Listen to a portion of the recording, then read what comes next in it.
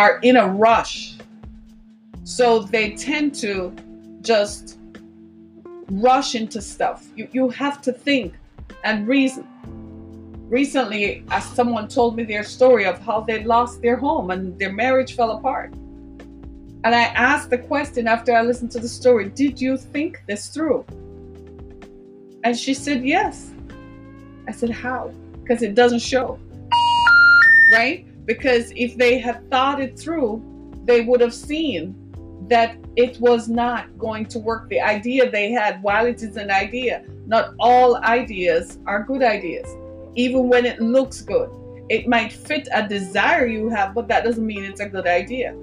It probably could do with employing some stoicism so that they can reason and put it to logic. Sometimes Christianity asks us the difference. One of the greatest parallels between Stoicism and Christianity is faith, right? Blind faith, just the belief that it is going to work. Well, if you feel that your decision making is orchestrated by the divine, then you can walk by faith. But if it's just something you sat down and thought of one night when you were high or when you were drinking, I suggest you exercise some due diligence over that decision, which is what this person never did. Probably was high, probably were drinking, and in that haze, they come up with ideas that are not able to be carried out, that don't work, right? And then the idea collapses, but attendant to the idea are people. There are people involved in the process. And in the crosswalk, people got hurt, including themselves, right? So you got to look at it from the perspective and from the point of view that if I'm going to practice anything, I want to practice something that actually has some level of compassion. Why? Don't you feel that you would want, if you were going through something, wouldn't you want someone to empathize with you? Wouldn't you want someone to identify with what you're doing? Well, that's called compassion.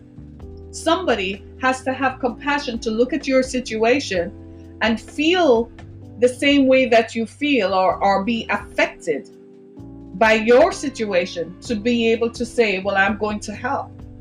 I have found in our modern way of life, compassion has left the building. Compassion is no longer something that people think about. People reason, well, they reason that if it's going to be good for me, it's going to be good for me, and to heck with everyone else. So there's plenty of that going around, a lot of that. But compassion, sadly lacking. Compassion is not something that is high on people's agenda. Forgiveness is a tenet of Christianity. Being able to forgive someone. Most people today are like, what? Let me explain.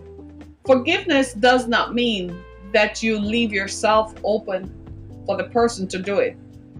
The ideology behind forgiveness is that as many times as they hurt you, or you allow them to hurt you, you forgive them. As for me, you get 3 tries and you're done. Typically, it usually, I've grown. It used to be once.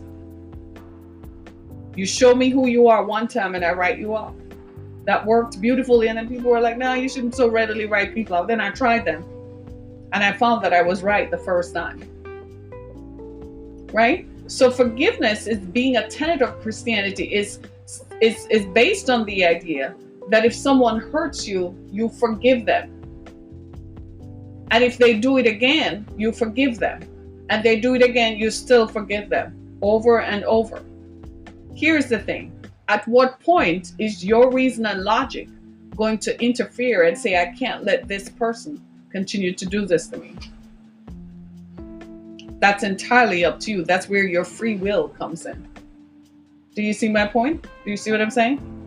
Right? So love, as a tenet of Christianity, says that if I have love in my heart towards others, then I am what? Most likely to be kind. So in Christianity, the ideas tend to flow off one another. If you love people, you're going to be kind. Stoicism has nowhere to be kind. It's like, man, I got to reason this out. I'm going to think this out.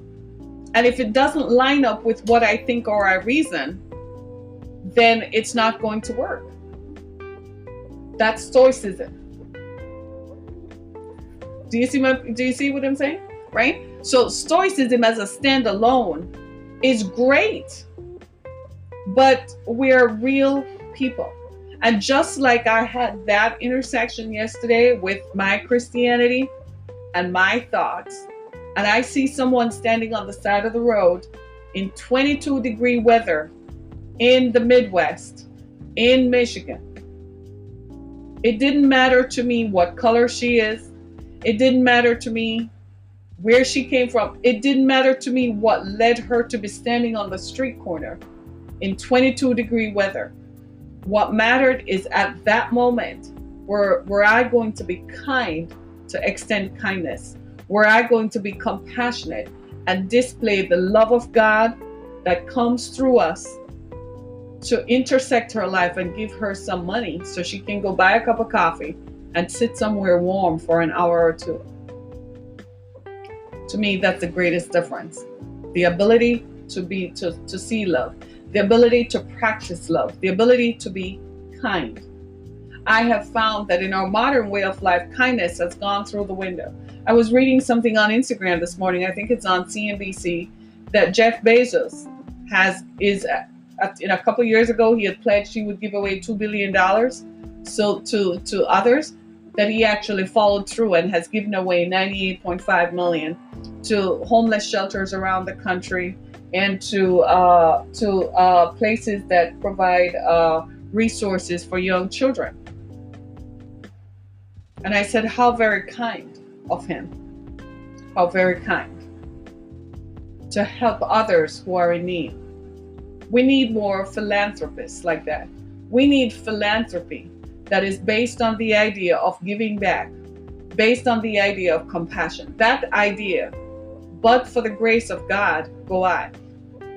So I ask you today, as you look around your situation and your circumstances, can you employ that idea? Can you think about that? But for the grace of God, go I.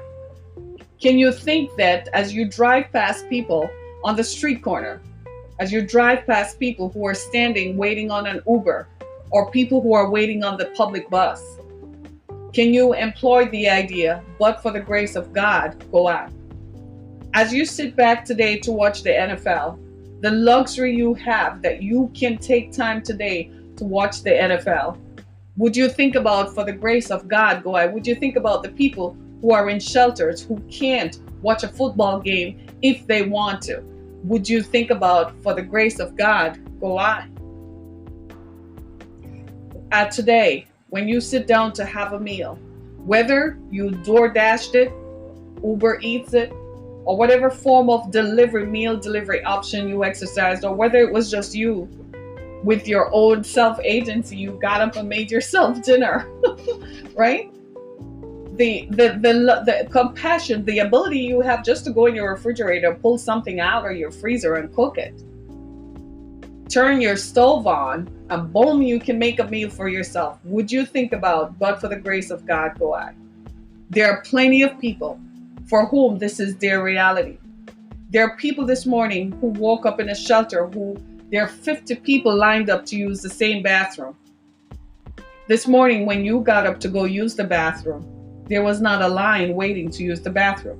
You got up and used your bathroom freely, did whatever you wanted to do. You could brush your teeth without someone yelling at you. You could have a shower using the soap of your choice as you proceed to do your own personal hygiene. There are people in shelters for whom that is not a reality. You could go and make yourself, you probably had your coffee set up from the night before. So you could go pour yourself your own coffee and sit down and turn on the news of the day, all the while looking out and saying, this is my life. But for the grace of God, go I. Hear me out. Just a few. I want you to think about this. Yesterday, as I drove and I saw that woman standing on the corner, you know what I thought about? But for the grace of God, go I. It could have been me with my 2 children being on a street corner, waiting on the largesse of someone to relieve my discomfort, my pain, my hunger, my desire for heat, my need for heat. It could have been me, but for the grace of God, go I. I want you to think about that. It's what led me to start the Exodus Foundation to provide shelter to victims of human trafficking. It's what led me, it employed a great deal of compassion. The circumstances that pervaded my life, the situations that caused me to be in the situation I was in, I began to look at them as need. It was driving me to the conclusion that I had to do something. I have the ability to extricate myself. I have the ability to come to you and to tell you about others.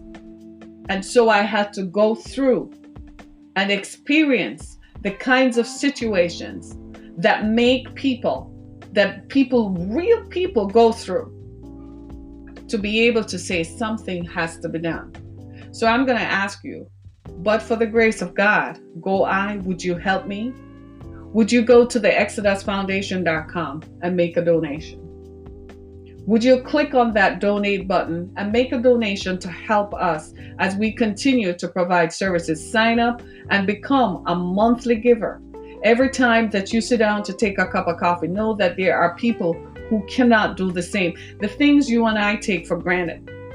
That's the difference with Christianity. Jesus said this one thing. He said, this one commandment I ask you to do, love one another as I have loved you. And I have found that if we love one another, we won't kill, we won't rob, we won't murder. It's that simple. But do we follow it? No. If you can think about like that woman I saw in the corner, her face is still in my memory. I looked at the tears that ran down her face at the level of compassion that it took for someone else. And she was looking at me, and she looked at me and she probably said, that woman is not going to give me anything, until I tooted my horn. And she was totally shocked that no, I wasn't going to drive past her, but for the grace of God, go I. This is the difference between Stoicism and Christianity. This is the merge point.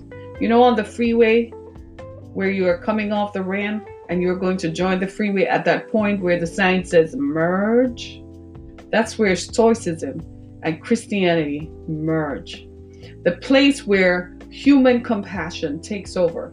The place where love overrides what I think. I could think anything I wanted about that woman. But the fact is, she was standing there because she has a need. She's not standing there because it's a joke. She's standing there because she has a need. So my Stoicism and my Christianity merged. And my love for humanity overtook my own desire, my compassion, merged with my thinking and made me pull my wallet out. So I'm going to ask you today, while you can go and buy more stuff that you don't need, we all do, go buy something else because the advertisers made play a good story that played upon your senses. Would you consider pulling your credit card out, your debit card out, your bank card, and make a donation to the exodusfoundation.com? Go ahead, it can be done.